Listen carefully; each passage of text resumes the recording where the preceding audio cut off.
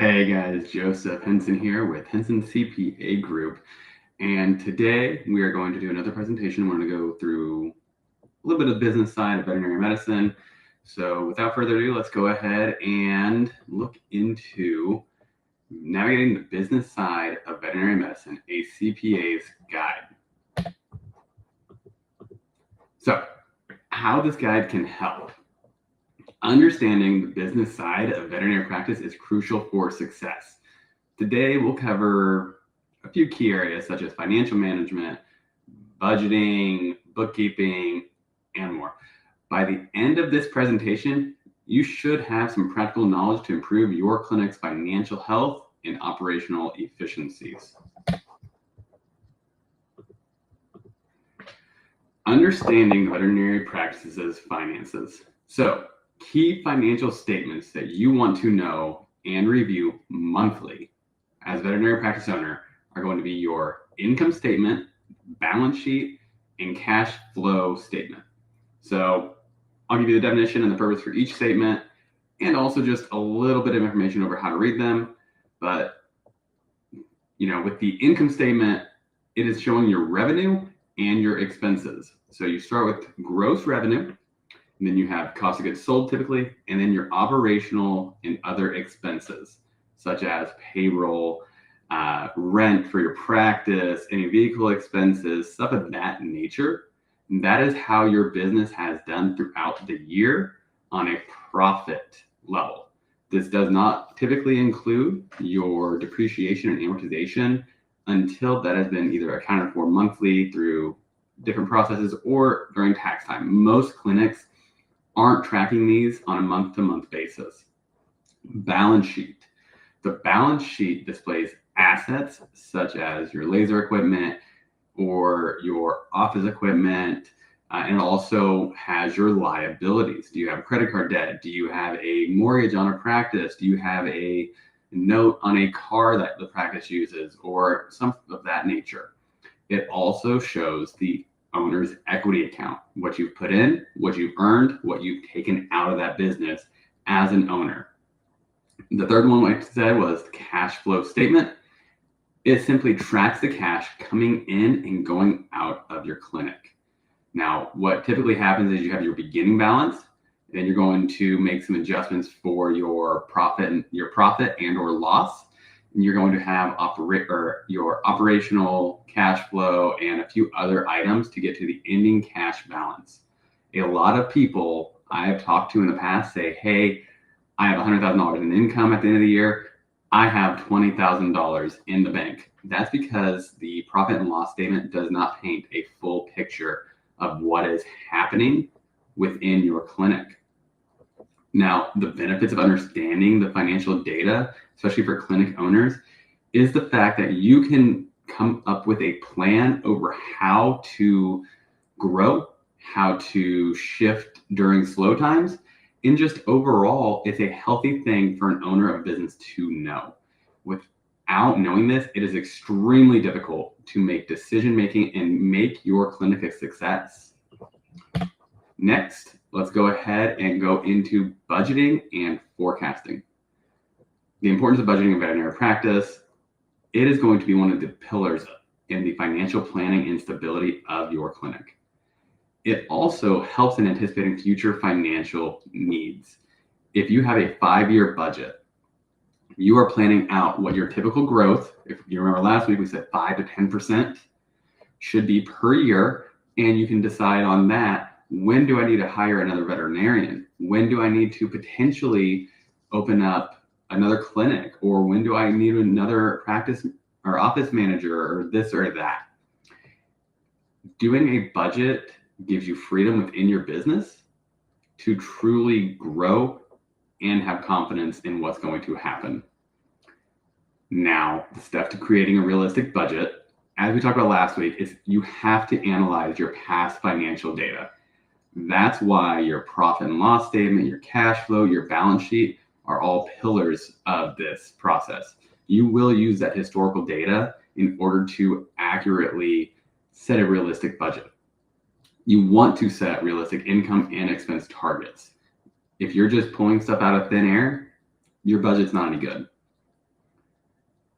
Techniques for forecasting revenue and expenses. Again, historical data, market trends. Veterinarians should be growing top line 5 to 10%. You always want to go through a regular review and make any adjustments to forecast, just to say, hey, I brought on a new doctor that does change what's happening in the clinic. Or, hey, I want to take a few weeks off. I want to make sure our numbers work for what they showed they were supposed to. Doing this is really going to help you guys set you up for success and give your clinic a good level of confidence. Next, we can look at managing your startup and operating costs. I'm lumping these two together because it's important. The videos I do aren't just for those who are already in the middle of owning a practice. It's also for the people who want to start their own practice. So you want to identify and categorize startup costs. This includes, but is not limited to, your equipment, your supplies, facility cost, licensing, legal fees. All the structures you're going to be going through with lawyers to decide goes into what you will have for startup cost. The beginning equipment that you're going to buy, you need your laser, maybe your x-ray machine. You're going to need computers. You need your lab equipment if you have your own lab, pharmaceutical stuff. It all goes into your startup cost. Controlling operating expenses. You want to be doing a quarterly, if not quarterly, every 6-month expense audit. Make sure you know what is actually being spent in your company.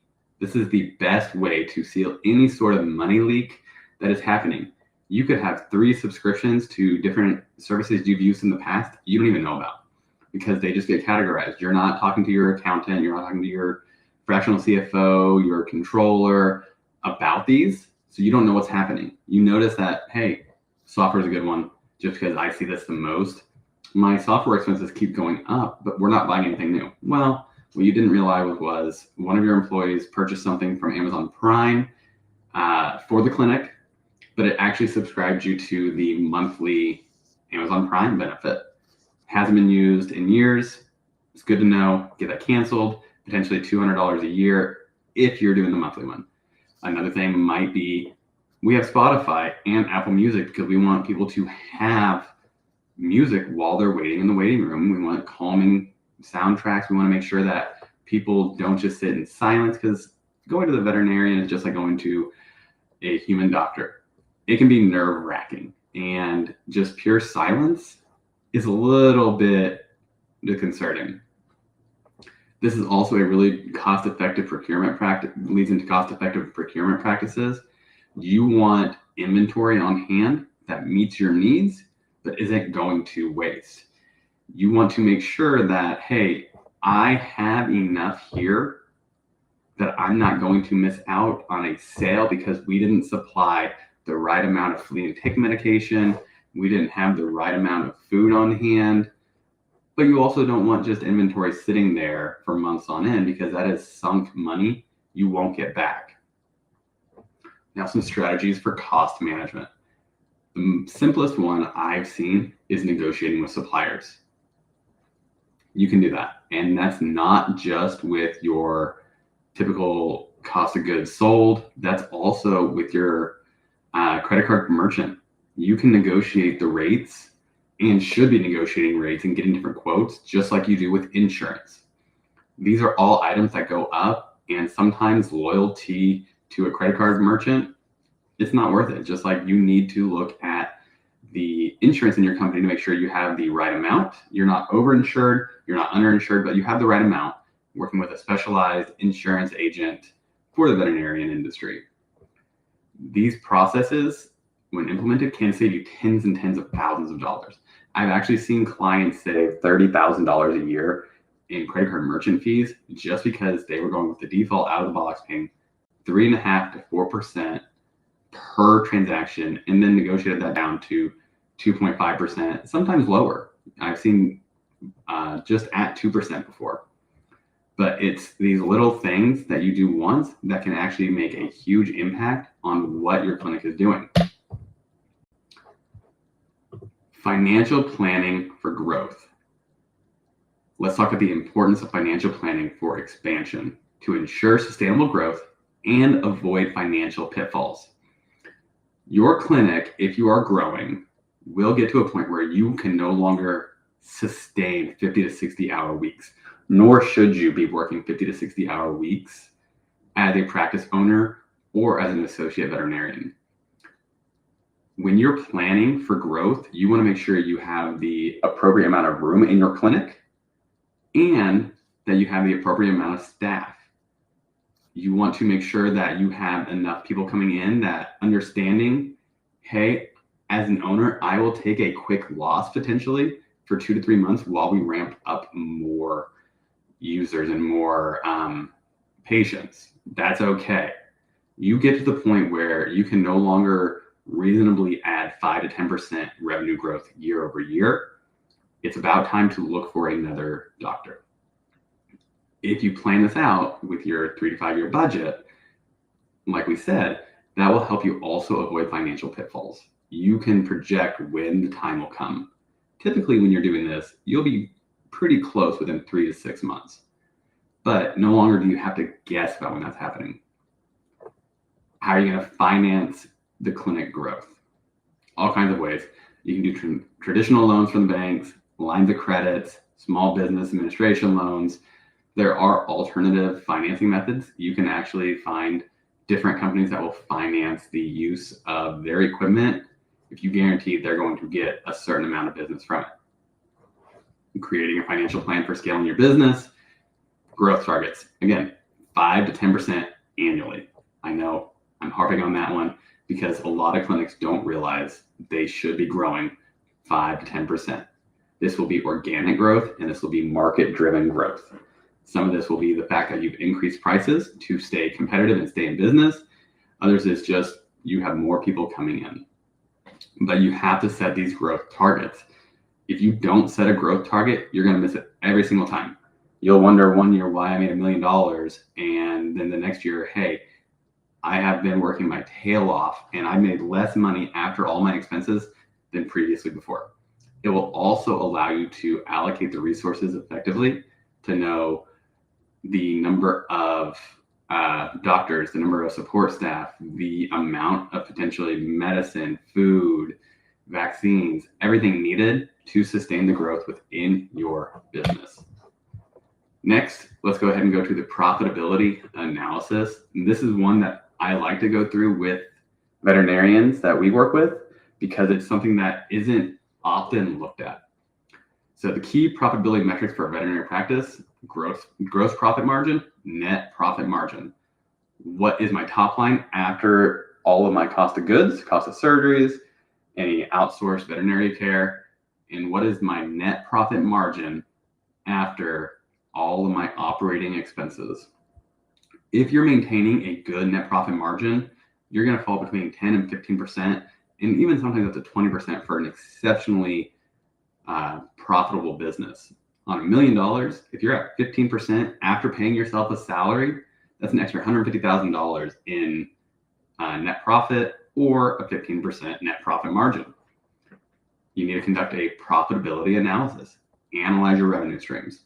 What are you working on that doesn't bring you joy, but also doesn't make you money? Or is it you're spending time in an area that you make money in, but you're more of the person who specializes in surgeries? You need to analyze these every few months to make sure your time as a business owner is being used wisely. And even doing this will allow you to identify cost-saving opportunities. No more wasted supplies, no more over usage of different materials. You can use these benefits to, again, increase your bottom line. You should be looking for ways to improve in different areas by assessing the service profitability and streamlining operations. If you know that acupuncture makes you money and that you have an 80% profitability on that just based on supplies, not labor, great. Keep doing it if it brings you joy, if you're doing enough of it. But if you're doing surgery and you have a 10% profit margin on that before labor, it might be time to look at, do we need to up the price in this area? cash flow management. Cash flow statement, cash flow management. What is the importance of cash flow management? This will ensure you have operational liquidity. You have money in hand to plan for emergencies.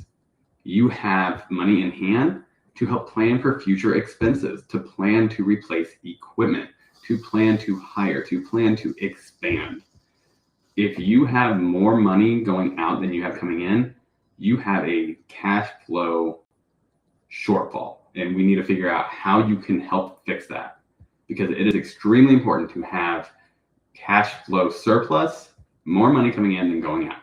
And almost all the time, this is possible. I have not seen a situation where with proper budgeting, proper planning, someone doesn't make enough money.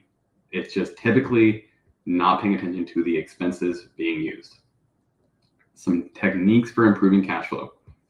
Timely invoicing and collections. If you are doing and letting your patients go without paying and hoping to collect on the accounts receivable, might be time to start looking at care credit. Let them take the risk and know you're going to take a 5 to 10% haircut on that. That's sometimes okay. Collections is hard unless you have a full-time collections department. Most veterinarians I know did not get into this business to chase down people who owe them money. A lot of veterinarians I know got into this business because they love pets and love helping people. So it's very hard to want to go after someone and not provide them service if they owe you money. The managing inventory efficiently. Like I said before, you don't want to just have inventory sitting there that's going to go to waste or go bad. You want to make sure you have a proper management system in place, allowing you the cash on hand to use in other areas. Receivables and payables, credit limits, credit terms, prioritizing payments. If they give you a discount with suppliers, a 1% discount on a $10,000 purchase still saves you $100. Does that make sense? Sometimes. It's just you always have to look at analyzing those numbers.